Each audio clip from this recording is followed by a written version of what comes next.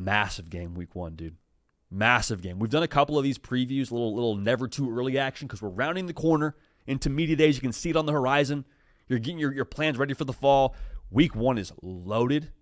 Clemson, LSU up there with Texas, Ohio State, depending on who you root for. I mean, it could be the game of week 1.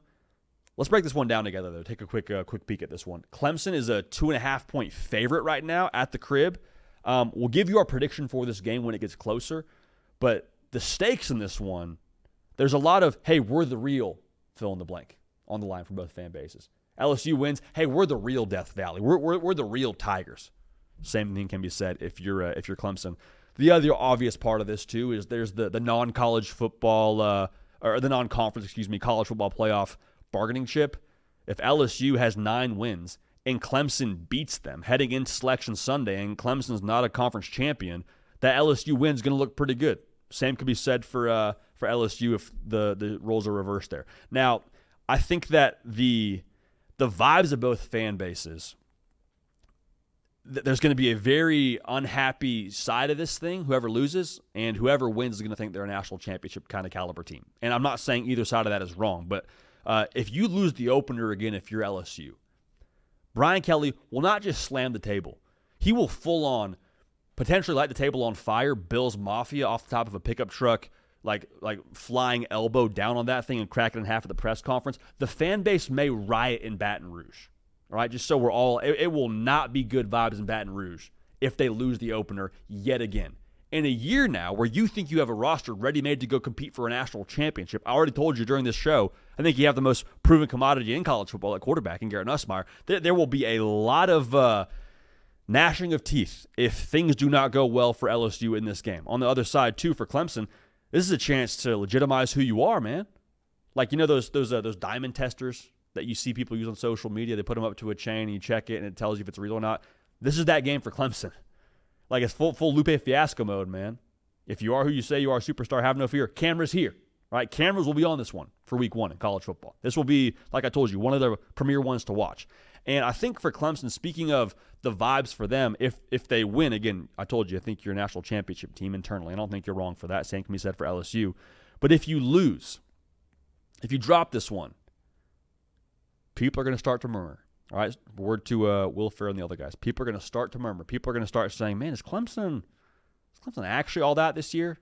Like, Brian Kelly can't win a week 1 game, and he just got one on the road at Death Valley.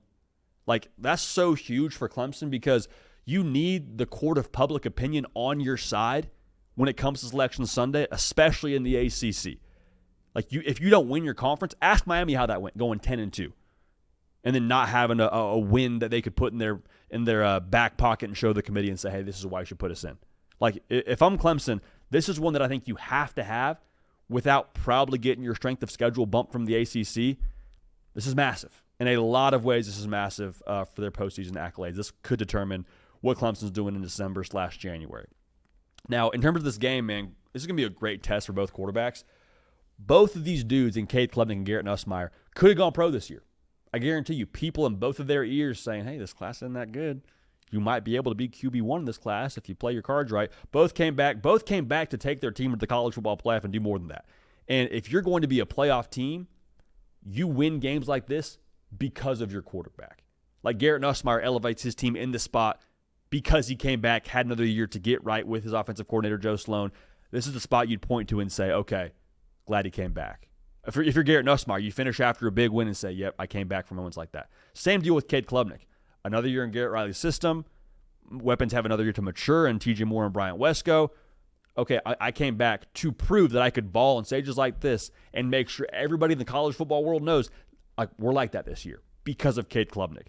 Now, it's funny because I think a big storyline within this game to watch when it comes to matchups, it's going to be a battle of, can Clemson be explosive and can LSU keep a lid on the explosive plays? Because last year LSU was 90th when it came to yards per pass allowed.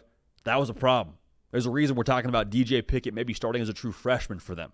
They need help in the secondary.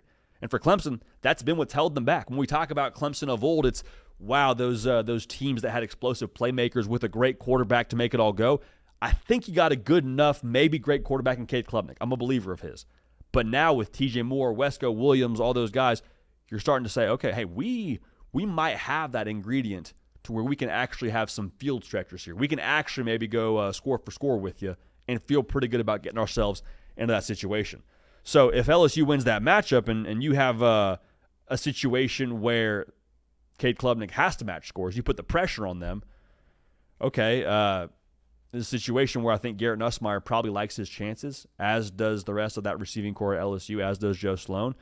But if Clemson wins that matchup, and on the flip side, you put pressure on Garrett Nussmeier to have to go score for score with you and all those new pieces.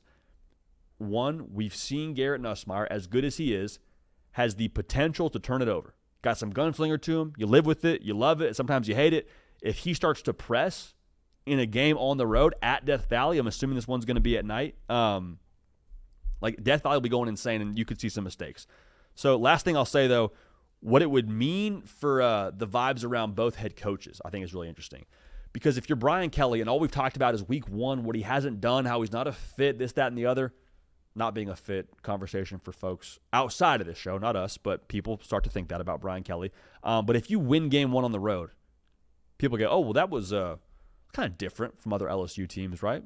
From previous LSU teams the last couple of seasons. That was different than what we've seen. What else is different about them this year? Maybe they have sort of fixed some things internally that have kept them from winning those week one games, getting them ready to play, whatever it is. That was different. What else is different about LSU? I think you start to ask that question. Now, if Dabo and the boys get it done over a team in the SEC, a situation where you lost to Georgia, South Carolina, and Texas last year, 0-3 by my count, okay, maybe Dabo's back.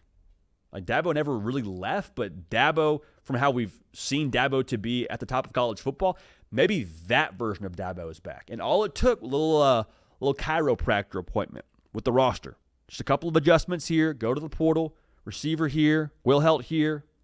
Just maybe adjusting, not totally redoing, but a little adjusting of the philosophy. Okay, then things are maybe a little bit different when it comes to what Clemson could be in 2025. So I can't wait for that one. That's going to be absolutely electric cinema, if you will. Week one, LSU going to Clemson, South Carolina. Going to learn a lot from that one.